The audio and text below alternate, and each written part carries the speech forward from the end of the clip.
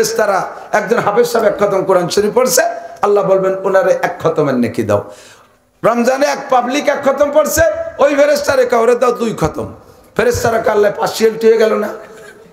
কয় না, পার্সিয়ালিটি হয়নি। কাউরে 2 খতম দেবো কে? কয় যে পড়ার জন্য এক খতমের নাকি, আর এই দেখছে গামিয়ে গেছে, কি গামা ভর্তি হতে হাবায় গেছে।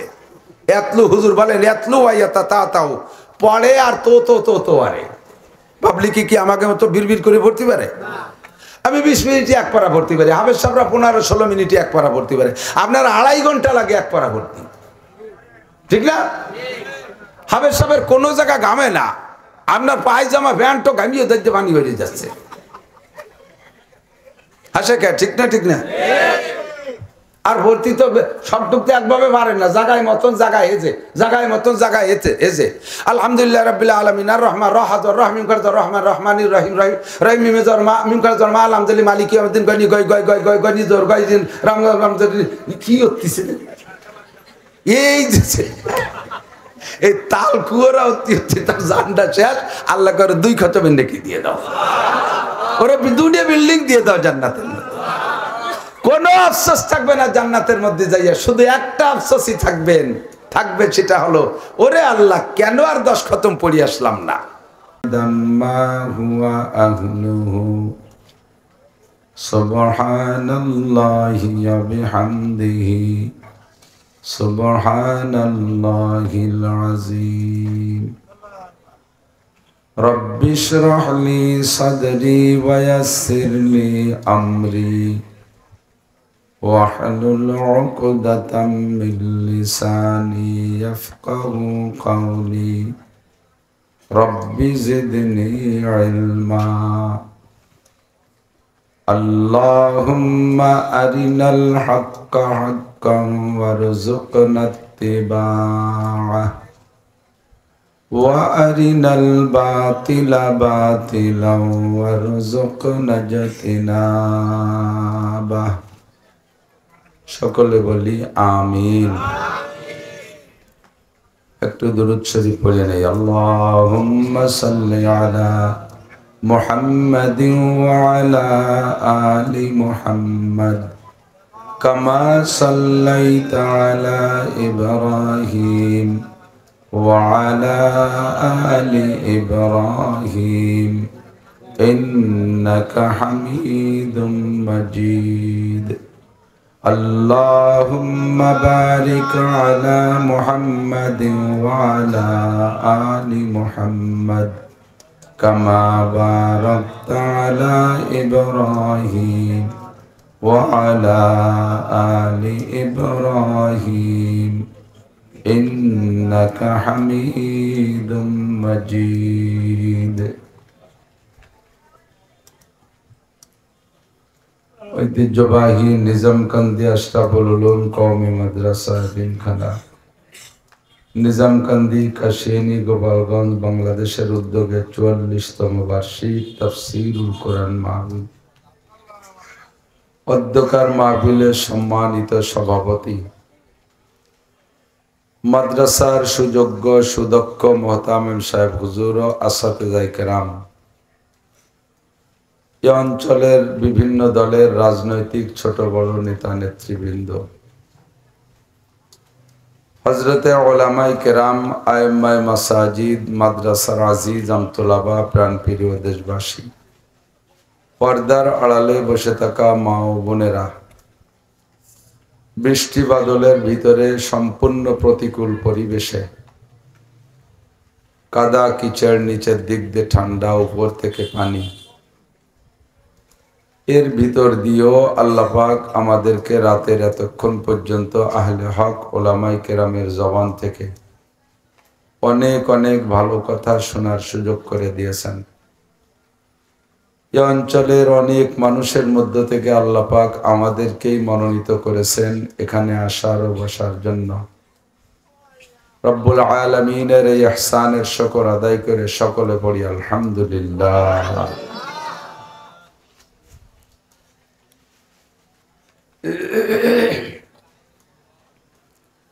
পরিবেশ ভালো থাকলে, আবহাওয়া ভালো থাকলে অনেক লোক হয় মাঠে। সব দিক দিয়েই চলতেছে আমাদের একটা প্রতিকূল অবস্থা, রাজনৈতিক দিক দিয়ে, প্রাকৃতিক দিক দিয়ে। তো এর ভিতর দিয়েও যারা আসছেন, ভালো স্বাভাবিক অবস্থা থাকলে যে পরিমাণ নেকি পাইতেন মাহফিল শুনে, আমার বিশ্বাস আল্লাহ পাক আজকে এই কষ্টের ভিতরে বসে থাকা মাহফিলে তার চেয়ে অনেক গুণ বেশি নেকি দান করবেন। একজন ফাঁকে যেন জোরে কয়েকটি ডাবাইছে, সে একটু আওয়াজ কমায় দেন।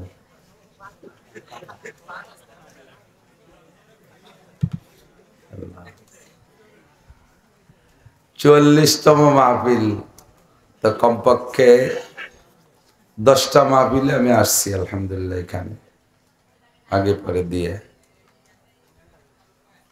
আল্লাহ হযরত মাওলানা আব্দুল ওয়াহাব সাহেব রহমাতুল্লাহ আলাইহি চন্দ্রদিগলের মোহতামিম শাহ হুজুর, উনি এ পাশের মাহফিলগুলো দেখভাল করতেন, মুরব্বী ছিলেন। পলসির মোনায় বাড়ি, মৌলানা তৈয়বুর রহমান সাহেব আমার চাচা জানের খাস শাগরেদ ছিলেন। তারপর থেকে নিয়ে ফলসি, নিজামকান্দি অনেক কওমি ওলামাই কেরাম তৈরি হয়েছে। ওনরা চলে যাওয়ার পরে আমরা মুরব্বী হয়েছি। এখন এখানের অনেক শিক্ষক আমার ছাত্র আছে, এই এলাকার অনেক ওলামাই কেরাম আলহামদুলিল্লাহ, তারা একসময় আমার কাছে পড়াশোনা করেছে, বড় বড় আলেম হয়েছে, মাদ্রাসা দেখভাল করা শিখছে। এটাই হলো আমাদের অর্জন। ইদা মাতাল ইনসান ইনকাতা আনহু আমালুহু, সকলেরই চলে যেতে হবে, মরে সবার যেতেই হবে। তো হুজুর বলেন, বেঁচে থাকতে ভালো করতে পারো, মন্দ করতে পারো, জীবিত অবস্থায় গুনাহ করা যায়, নেকিও করা যায়। মারা যাওয়ার পরে আমলের সব দরজা বন্ধ। মরার পরে কেউ, সমস্ত মরা মানুষ যারাই বলছি নিজামকান্দিতে মারা গেছে, তারা যদি কবর আলাদা কবরে থেকে একটা জোট করে যে কতদিন জারি গান শুনি না আমরা, নিচে একটা জারি গান দিই, পারবে দিতি? মমতাজ রেন একটা কনসার্ট দেব, পারবে? একটা সার্কাস দিতে পারবে? কোনো কাম আকাম ভালো মন্দ কিছুই করার ক্ষমতা। আবার যদি নিয়ত করে যে দুনিয়াতে হজ করে আসি নেই, কত টাকা ছিল, চল আমরা মাটির তল দিয়ে একদল হজ করে আসি, তাও পারবে? তো ভালো কাজের দরজাও বন্ধ, মন্দ কাজের দরজাও। হুজুর বলেন, মানুষ যখন রানিং থাকে, কর্মজীবী থাকে, তখন তার কর্মের উপরে নির্ভর করে, যতদিন শক্তি থাকে ততদিন কর্মের উপরে নির্ভর করে সেই আয়ের উৎস থেকে আয়কে অর্জন করে, সংগ্রহ করে ব্যয় করতে থাকে। সচেতন যারা, তারা তার ফাঁকে ফাঁকে কিছু সঞ্চয় করে। সব দিন কামাই করতে পারবো না, যদি 80 বছর বেঁচে থাকি, শেষ দিক যে 10, 15, 20 বছর অকেজে হয়ে যাবো, এমন একটা টেনশন থাকে কিনা?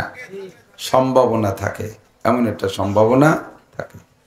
সরকারও সেইটা হিসাব করে, যতদিন চাকরিতে রাখে ততদিন মোটা বেতন দেয়, ওর থেকে সামান্য কিছু পয়সা কেটে রাখে, জিবি ফান্ডে কিছু পয়সা কেটে রাখে, এককালীন সে পয়সাগুলো দেয়, এরপরে পেনশনে দেয়, কিছু দেয়। তো এককালীন 20, 30 লাখ, 40, 50 লাখ টাকা দিয়ে দেয় যে এখন বাকি জিন্দেগি আপনি কর্মক্ষম হয়ে গেছেন, অচল হয়ে যাবেন, তবে বাড়ি যে কি করে খাবেন, আপনার শৌর্য বীর্য তো সবই আমারে দিয়ে গেলেন, বাকি যদি 10, 15, 20 বছর বাইসে থাকেন, এই টাইমটা কি খাবেন, এই 20 লাখ টাকা দিয়ে দিলাম, এই ধুয়ে মুছে খাইয়েন, নাকি বলেন? কথা কন না? এককালীন টাকাতে এই উদ্দেশ্যেই দেয়। তো উড়ইটে বাদামিয়া যারা, তারা আইসে কয়েকদিনের মধ্যে ওই দিয়ে একটা দালান টালান দিয়ে পরে খালি হাতে আবার কিচেন বেছে বেড়ায়। আর বুদ্ধিমান যারা, তারা তাদের কিছু কাজে লাগাইয়া আস্তে আস্তে আস্তে আস্তে তার থেকে কিছু আসে আর খায়, তাই তো নাকি বলেন? তো নবী পাক সাল্লাল্লাহু আলাইহি সাল্লাম বলেন, যতদিন দুনিয়ায় বেঁচে আছো, নামাজ দিয়ে কামাই করো, রোজা দিয়ে কামাই করো, হজ দিয়ে কামাই করো, জাকাত দিয়ে কামাই করো, তিলাওয়াত দিয়ে কামাই করো, তবলিগে যাইয়ে কামাই করো, চরমোনায় যেয়ে কামাই করো, জিকিরের হলকায় কামাই করো, মাহফিলের হলকায় কামাই করো, দান খয়রাত দিয়ে কামাই করো, এভাবে যতদিন বেঁচে আছে কামাই করো। তবে আখেরাত একটা লম্বা জায়গা, আখেরাত একটা লম্বা ফাংশন। সেই জগতের কোনো শেষ নাই। কথা বলেন, শেষ নাই। এবং দুনিয়ায় এই যে যে ইবাদত দিয়ে যা ইবাদতের মাধ্যমে যে ইনকামটা তোমার হচ্ছে, এই ইনকামটা খরচ করার জায়গা হলো জান্নাত। বাজার করার জায়গা কোন জায়গা? জান্নাত। এখন জান্নাতের ভিতরে যে বিশাল বিশাল নিয়ামত আছে, দীর্ঘদিন পর্যন্ত মানে অসংখ্য দিন পর্যন্ত তোমাকে সেই নিয়ামত কিনে খেতে হবে। তো জগতে জীবদ্দশায় যাই ইনকাম করেছো, তাতে তোমার এই লম্বা টাইমের বাজারঘাট হবে কি না, খেয়াল করতে হবে। এই লম্বা টাইমের বাজারঘাট হবে কি না, এ খরচের পয়সা নিয়ে যেতে পারলে কি না, এ নিয়ে বিশাল একটা দুশ্চিন্তা থেকে যায়। কথা বলেন, আমার দিক খুব খেয়াল করতে হবে। আমার সুর নেই, আমার সাইফুলের অনেক সুর আছে আলহামদুলিল্লাহ, ভালো সুন্দর কেরাত পড়ে, বয়ানও করা শিখে গেছে আলহামদুলিল্লাহ। ঢাকায় বড় মাদ্রাসার মোহতামেম ছিল, আমি গিয়েছি তার ওখানে, খুব শান শওকাত আলিশান পজিশনে ছিল। ভাগ্যের পরিহাস, সব কিছু রদবদল হয়ে গেছে, আবার চলে আসছে। আগেও ছিল আমার কাছে, আমার থেকেই ঢাকা গেছিল, ফিরে আবার কুল্লু সাইনাজবিলে আসলে সব জিনিস ঘুরে ঘুরে জায়গা মতো আসা লাগে, আবারও আমার কাছে আসছে। আমি অত্যন্ত খুশি এবং সন্তুষ্টির সাথে তাকে আমার ওখানে যোগ্য শিক্ষকের মত পদমর্যাদায় রেখে দিছি। আমার আগে যিনি বয়ান করলেন, ইনিও বড় প্রসিদ্ধ কণ্ঠওয়ালা বক্তা, সুর ভালো। এমনি ছোটবেলার থেকে সুর নাই, তারপরে গরমকালে বাতাস লাগলে গলা বসে যায়, বলে থাকে বাঙ্গা জেরের মতো একটু ভ্যার ভ্যার ভ্যার ভ্যার শব্দ হবে না, সুর তাল নাই, কাটা কাটা কয়েকটা কথা, বেশিক্ষণ কষ্ট দেব না, পাশার নিচে ঠান্ডা হয়ে যাচ্ছে, দোয়া করে দেব। তার আগে অল্প কয়েকটা কথা এদিক খেয়াল করি। তো লম্বা টাইম আমাকে জান্নাতের নিয়ামত কিনে খেতে হবে। কোন জায়গার? নিয়ত নাই যাওয়ার? ভাব ভালো না।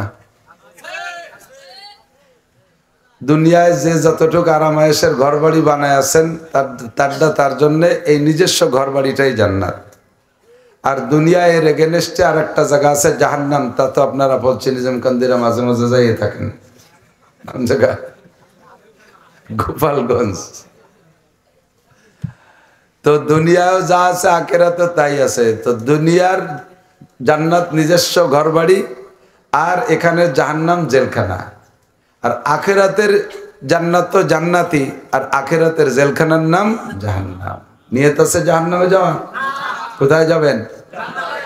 ওখানে কতটা আছে তা কিনে খাইতে টাকা লাগবে, এই টাকা দুনিয়ার টাকা। যেমন আমাদের দেশের নেতারা এখন বিভিন্ন দেশে চলে গেছে, হিজরত করছে, কেউ কেউ চিল্লাই গেছে, যেভাবে জাগ গেছে। তো যাওয়ার সময় কেউ কিন্তু খাটিয়াতে যায়নি, ওই আগে ভাটাই দিছে অথবা যাওয়ার সময় নিয়ে গেছে, যাইয়ে এই টাকা কাজে লাগাচ্ছে। কিন্তু এই টাকা নিয়ে কবরে যাওয়ার কোনো নেতার কায়দা আছে নাকি? কবরে 5 পাইরও দাম। ওখানে যাইয়া যে টাকা ব্যবহার করতে হবে, ওই টাকার নাম নেকি। টাকার নাম কি? নামাজের মাধ্যমে কামাই করেছেন, আল্লাহ পাক অল্পে বরকত দিয়ে দেয়, খুব বেশি দিয়ে দেয়। আল্লাহর সিস্টেমই হলো, নবী পাক বলেন আল আমালু কালিল ওয়াল আজরু কাসির। তোমার অল্প একটু হায়াতের ভিতরে তোমার পরকালের পুঁজি জোগাড়ের জন্য আমি আল্লাহ তাআলা বরকত দিয়ে দেই। স্বল্প সময়ের এবাদত করবা কম, নেকি পাবা বেশি। এবাদত কম, নেকি বেশি। পরিশ্রম কম, পারিশ্রমিক বেশি। এই ছোটরা খেয়াল করো, বুড়োরা খেয়াল না করলে অসুবিধা নেই, বুড়োরা এমনি ভালো হয়ে গেছে, কারণ কাজিয়ার আর বল নাই, এমনি মনীষী হয়ে গেছে। তোমরা যারা আজিল ফাজিল, তোমরা একটু লক্ষ্য করো, এদিক তাকাও। আল্লাহু আকবার। তো বলতে চাইছি আখেরাতের বিশাল নিয়ামত, জানেন কত বড় নিয়ামত? শুনলেই আপনার লোভ হবে। মালা আইনুন রাত, সর্বপ্রথম কথা হলো জীবনও চোখে দেখিনি, আমিও দেখি না, আপনারাও দেখেন নাই। দেখেছে একমাত্র বিশ্ব নবী মুহাম্মদুর রাসূলুল্লাহ সাল্লাল্লাহু আলাইহি ওয়াসাল্লাম। হুজুরও সম্পূর্ণ বর্ণনা দেন নাই, অথবা দিলেও আমাদের কাছ পর্যন্ত সব আসে নাই, আর দেওয়া সম্ভব না। স্বয়ং আল্লাহ পাক নিজেই বলেন সম্ভব না, এ বর্ণনা দেওয়া সম্ভব না। ওয়ালা উযুনুন সামিআত, কোন কান জান্নাতের বর্ণনা শোনে নাই। জান্নাত কত ভালো বলে শেষ করা যাবে না, তার ভালো শেষ।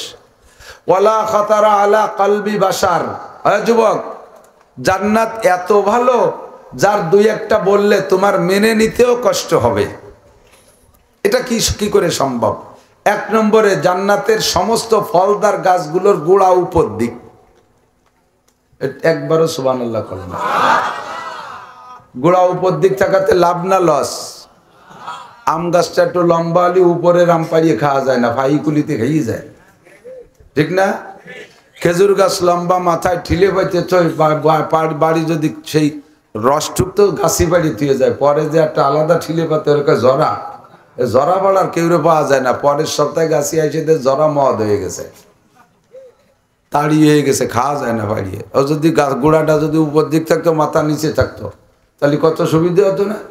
তাহলে আর কোনো গাছি গুছির ধার ধরা লাগতো না, নিজেরাই বটি দিয়ে কাটি রস বেরিয়ে খাতে পারতাম, ঠিক না? তো 1 নম্বরে জান্নাতের বর্ণনা হলো গাছের গোড়া উপর দিক, মাথা নিচের দিক, ফলে ভরা। আর এক একটা জান্নাতি এক এক গাছে 100 প্রকারের ফল, আর এক একটা ফলে 100 প্রকারের স্বাদ। একেবারে তাজা, মিথ্যে কথার মতো চাই না। এক আমে আমের স্বাদ, কাঁঠালের স্বাদ, আমের মধ্যে 5-6 প্রকারের স্বাদ, তা তো পাই না। একই আমের ভিতরে 100 প্রকারের স্বাদ দুনিয়ায় আছে। হরিত কি একটা ফল আছে না, ঐত্যেক, ওর ভিতরে 4 প্রকারের ফলের স্বাদ। ধীর স্থির ভাবে চাবাবেন আর শুষ্ক ভাবে রসটা গেলবেন, দেখবেন তিতে স্বাদটা আছে, টকের স্বাদও আছে, আছে না নাই? আবার ওর পক্ষে চিকন চিকন একটু মিঠেও আছে না? আবার কষও আছে। তো দুনিয়ার ফলেই আল্লাহ তাআলা 4 প্রকারের স্বাদ দিয়েছে, জান্নাতি ফলের ভিতরে 100 প্রকারের স্বাদ। আপনি দেখবেন আর খাবেন আর বলবেন তো একটু আগে খেলাম, ফেরেশতারা কামিয়ে খাইয়ে দাও, একটু আগে খাইছো তাতে কি হয়েছে? এই ফলের মধ্যে ভিন্ন স্বাদ নতুন করে। একজনকে হুজুর জান্নাতের গাছের গোড়া উপর দিক, মাথা নিচের দিক কেন তাই যে দরকার কিছু ফালই হলো। তো দুনিয়ার গাছের গোড়া নিচের দিক, মাথা উপর দিক, এই উল্টো পাল্টা কেন? কয় যে জান্নাতের ভিতরে, দুনিয়ায় তো নারকেল ভর্তি কাঁচা দিয়া লাগে না, বেহেশতের মধ্যে কাঁচা দিয়া দিই নাই। তো গাছের গোড়া যদি নিচে থাকে, উপরে যে নারকেল হয় কাঁচা দিয়ে উঠা লাগতে পারে, এই জন্য গোড়া উপর দিক, মাথা নিচে। দুনিয়ার গাছের গোড়া উপর নিচে, মাথা কত উপরে, তারপরও নারকেল চুরি হয় কি হয় না? কথা হয় না? চুরি হয় না? চোরচুরটায় ভরা। দুনিয়ার গাছের গোড়া নিচের দিক, মাথা কত উপরে, সেই জায়গা যে ঠিলে পাইতে রস, সেই ঠিলের রস খাইয়ে ঠিলের মধ্যে পেশাব করে দিয়েছে। আর যদি এই গোড়া উপর দিক আর মাথা নিচের দিক হতো, রস খাইয়ে ঠিলের মধ্যে পেশাব না, পায়খানা করে দিত। এই জন্য গোড়ার নিচে যে খানিক উপরে মাথা দিছি, যাতে অত কাম না করতে পারো। কথা কেন না? কত আজীব নিয়ামত, কত আজীব নিয়ামত, কন্যা সুবহানাল্লাহ, আল্লাহু আকবার। এরপরে জান্নাতের ভিতরে বিল্ডিং হবে, আমাকে পুকুরেশ্বরের ইট না, এদিক তো ইট আসে পুকুরেশ্বর, তালাশ্বর, কেয়ানীশ্বরের থেকে। আর ওর ভিতরে জান্নাতের ভিতরে বিল্ডিং হবে লাবিনাতুম মিন ফিদ্দা ওয়া লাবিনাতুম মিন যাহাব, একটা ইট হবে স্বর্ণের, একটা ইট হবে রূপার। মাননীয় প্রধানমন্ত্রীর বিল্ডিং এ তো তাই দিয়ে বানানো, জো বাইডেনের বিল্ডিং, নেতা বেনিয়াহু, কারো বিল্ডিং আছে সোনার উপর ইটের। প্রত্যেকটা মানুষ আমার সাথে একবার পড়েন, বিসমিল্লাহির রহমানির রহিম, আলহামদুলিল্লাহি রাব্বিল আলামিন, আর রহমানির রহিম, মালিক ইয়াউমিদ্দিন, ইয়্যাকা না'বুদু ওয়া ইয়্যাকা নাস্তাঈন, ইহদিনাস সিরাতাল মুস্তাকিম, সিরাতাল লাযীনা আন'আমতা আলাইহিম গায়রিল মাগদুবি আলাইহিম ওয়ালাদ-দাল্লিন।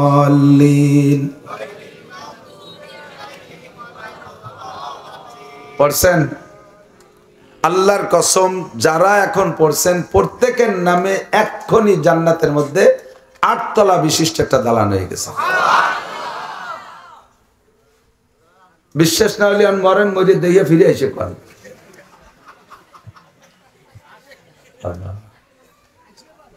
কুলুসুর পড়েন এর সাথে, আর 4 আয়াত 14 তালা, এর সাথে নাস পড়েন 6 আয়াত 20 তালা, এর সাথে ফালাক পড়েন আর 5 আয়াত 25 তালা।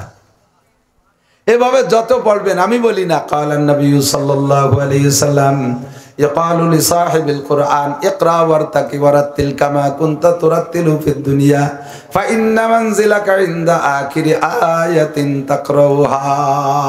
জান্নাতি কুরআন ওয়ালাদেরকে বলা হবে পড়তে রহো আর চড়তে রহো, পড়তে রহো চড়তে রহো। যতগুলো আয়াত আমারে পড়ে শোনাইবা তোমার জান্নাতের মধ্যে দালান অততলা হবে। ওখানে যাইয়া দালান ওই জায়গা বসে বানাবেন না, দালান বানায় যাবেন দুনিয়ায় বসে, ওই জায়গা যে খালি উঠবেন। এখানে বসে দালান বানাবেন আর ওই জায়গা যে সেই দালান ব্যবহার করবেন। জান্নাতীদের কোনো আফসোস থাকবে না। ছোট জান্নাতেও যদি কেউ যায়, একেবারে সবচেয়ে গরিব, এর শেষে ওই বিলির মধ্যে বাড়ি ছিল, সে অনেক পাশে পড়িয়ে গেছে বেহেশতে জাতি, দাপের কোনায় বাড়ি, সে সবচেয়ে পিছিয়ে পড়ে গেছে বেহেশতে যাইতে। তাও এই দুনিয়ার মতো 10টা দুনিয়ার সমান জায়গা, ফাঁকা শহর। এখন আপাতত ফাঁকা শহর, এই জায়গাটা বরাদ্দ হয়ে গেছে, হলো দলিল হয়ে গেছে, রেকর্ডও ফাইনাল হয়ে গেছে, SARS BRS সব কমপ্লিট হয়ে গেছে। শুধু যখন পড়েছেন লা ইলাহা ইল্লাল্লাহ মুহাম্মাদুর রাসূলুল্লাহ, এ কলেমা পড়ার সাথে সাথে 10 দুনিয়ার সমান জায়গা দলিল হয়ে গেছে, রেকর্ড ফাইনাল, কোনো সমস্যা নেই। এখন ওই ফাঁকা জায়গা, বিশাল ফাঁকা জায়গা আপনার নামে দলিল হয়েছে, ওইটারে আপনি বাগ বাগান দিয়ে ভরবেন দুনিয়ায় বসে। আল্লাহ, যত কোরআন শরীফ পড়বেন তত বিল্ডিং হবে, যতবার সুবহানাল্লাহ পড়বেন বলেন অতটা জান্নাতের ভিতরে গাছ লাগানো হবে। আল্লাহ, প্রত্যেকের জান্নাতের ভিতরে 4টে নদী হবে। কয়টা? 4টে নদী, মধুমতি, পদ্মা, মেঘনা, যমুনা, এই 4টে। দুধের নদী, মধুর নদী, শরবতের নদী, ফ্রেশ পানির নদী। কোন সুবহানাল্লাহ। একজনের টিউবওয়েলে আরেকজনের যা লাগবে না, একজনের নদীতে আরেকজনের যা লাগবে না, প্রত্যেকের জান্নাতের ভিতরে আলাদা আলাদা এগুলো থাকবে। এক একটা করে মনে রাখেন আমি কি বলতেছি, তাহলে সোনার উপর ইটের বিল্ডিং। যারা কোরআন শরীফ দেখে পড়তে পারেন, জীবনে 1 খতম পড়ছেন আমার পাবলিক বাবারা, পাবলিক যারা পাবলিকে দেখেছেন, হুজুর কেটা বাদ দিলাম, হুজুর রাম্মা বাদ, ওরা আমার অন্য দলে বেদলীয় লোক। যারা পাবলিক কোরআন শরীফ পড়তে পারেন, পাবলিক মানুষ, সারা জীবনে 1 খতম কোরআন পড়ছেন, আল্লাহর কসম আপনার জান্নাতের ভিতরে 2টা বিল্ডিং হবে, 6666 তালা। এ যুবকরা, পড়া শিস নে কে, যে গুলার কসু পড়ো তাই দিয়ে চাকরি হতে আন্দোলন করা লাগে, কতক্ষণ বৈষম্য আন্দোলন করে চাকরি নেওয়া লাগে, তারপরেও দেয় না। সে বৈষম্য আন্দোলন করে যে যা কিছু হলো, তাতে কি সব বাংলাদেশি যুবকদের চাকরি হবে? এত ভ্যাকান্সি কোথায়? যারা আছে সবাইরে রিটায়ার্ড করে দিলেও হবে না, হবে? 50 লাখের উপরে যুবক বেকার আছে, সরকারি ভ্যাকান্সি অবশ্যই 50 লক্ষ নয়। শীর্ষ মেধাবী যারা গেজেটেড অফিসার হবা, BCS ক্যাডার 64 জন DC, 64 জন SP, কয়জন DIG, কয়জন এডিশনাল DIG, কয়জন AIG, কয়জন OC, কয়জন TNO, হিসেব করলে পাওয়া যাবে 5-10 হাজারের মধ্যে সব সাফ হয়ে যাবে। তারপরে তোমরা কয়েন দিয়ে মুখুসরি ঘুরি বেড়াবা, কতক্ষণ দুনিয়ায় সুখে থাকবি, আখেরাতেও বিশাল বিল্ডিং এর মালিক হবি। এই পরামর্শটা দেওয়ার জন্যই আসছি। ছোটদেরকে তুই করে বলছি, মুরব্বীরা ভুল বুঝেন না, আপনারা তো আপনারাই। তাহলে সারা জীবন ভরে 1 খতম কোরআন শরীফ পড়লে 6666 আয়াত, আপনার জন্য 6666 আয়াত তালা বিশিষ্ট 2টা বিল্ডিং হবে। পাবলিকের জন্য কয়টা?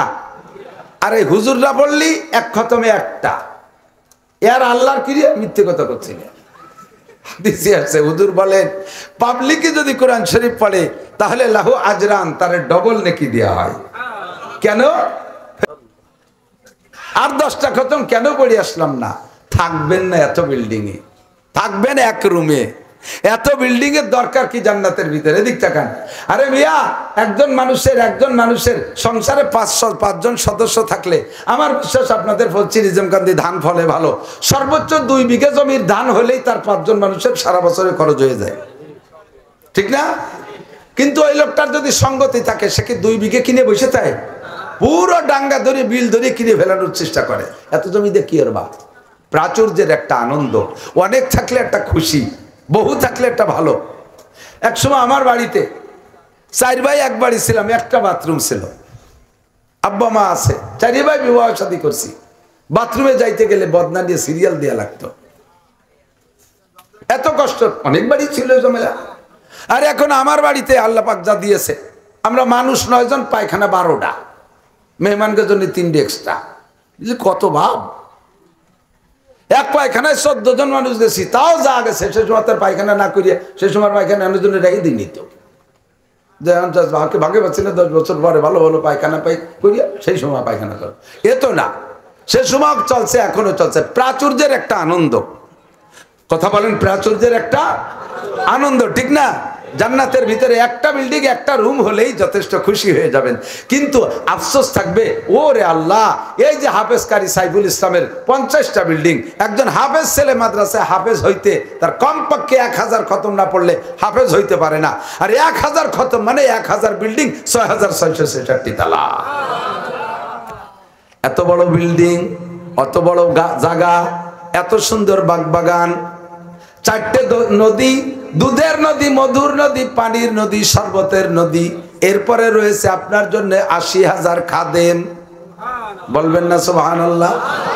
খাদেমকে বেতন দেবে কিনা? ওই খাদেমরা কোনোদিন বেতন চায় না। ওকে লুঙ্গি মুঙ্গি কিনে দেবে কিনা? ওরা কোনোদিন লুঙ্গি প্যান্ট পায়জামা জাঙ্গি ব্যাঙ্গে কিছু চাবে না, ওরা কোনো তা চায় না। ওরা শুধু আপনার খেদমতি করে। আপনার ঘরে থাকবে সর্বনিম্ন 72 জন স্ত্রী। কত? 72 জন স্ত্রী। প্রত্যেক মাসে একটা বাজার মেলবে জান্নাতের ভিতরে, বাজারটার নাম বউ বাজার। ওই বউ বাজারে যাই একজন জান্নাতীরা 1000 করে বিয়ে করে আনবে। ভয় পাইছে সবাই, কেউ সুবহানাল্লাহ বলে না। 1000 বিয়ে করে আনবে, আল্লাহু আকবার। এই স্ত্রীরা এত রূপসী, এত রূপসী, আর তাদের সবকিছুর ভিতরে এত লুজুজাত আর এত স্বাদ। আল্লাহ নবী বলেন, জান্নাতি হুরদের মধ্যে কিছু কিছু হুরদের নাম হবে লাবা, যাদের মুখের লালা হবে এত মিঠা। লাউ বাযাকাত ফিল বাহরে লাকাদাত আহলা মিনাল আসাল। একজন জান্নাতি হুর যদি জিহ্বা থেকে 1 ফোঁটা লালা দুনিয়ার পানিতে ফেলে দিত, সারা দুনিয়ার সমস্ত পানি মধুর চাইতে মিঠা হইয়া যাইত। আরে মুসলমান ইমানদার বিদায় বিশ্বাস করে সুবহানাল্লাহ বলেন। বিষয়টা একটু গবেষণা করেন, একটু ভাবেন। সারা দুনিয়ার সব চিনি যদি এক নদীতে ফেলায়, তবু একটা নদীর পানি মিঠে করা সম্ভব না। কথা কোন ঠিক ঠিক না? আর সেখানে জান্নাতি হুরদের মুখে লালা একটা নদীতে ফেলাই দিলে, যে কোনো পানির মধ্যে ফেলাই দিলে সারা দুনিয়ার পানি মধুর চাইতে মিঠে হয়ে যাবে। এই জন্য আল্লাহ বলেন, ওয়ালা খাতারা আলা কলবি বাশার। ও আমার ইমানদার বান্দারা, তোমাদের জন্য জান্নাতের মধ্যে যাহা কিছু তৈরি করে রেখেছি, বর্ণনা কোনোদিন কানে শুনতে পারো নাই, আর চোখেও কোনোদিন দেখো নাই, আর বললে তোমাদের মেনে নিতেও কষ্ট হবে। মুসলমান বিদায় সুবহানাল্লাহ বলে মেনে নিয়েছেন।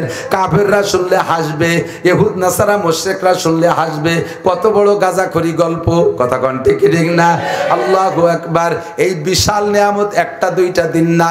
ওয়ামাল হায়াতুদ দুনিয়া ইল্লা কালিল ওয়া ইন্নাদ দারাল আখিরাতা লাহিয়াল হায়াওয়ান।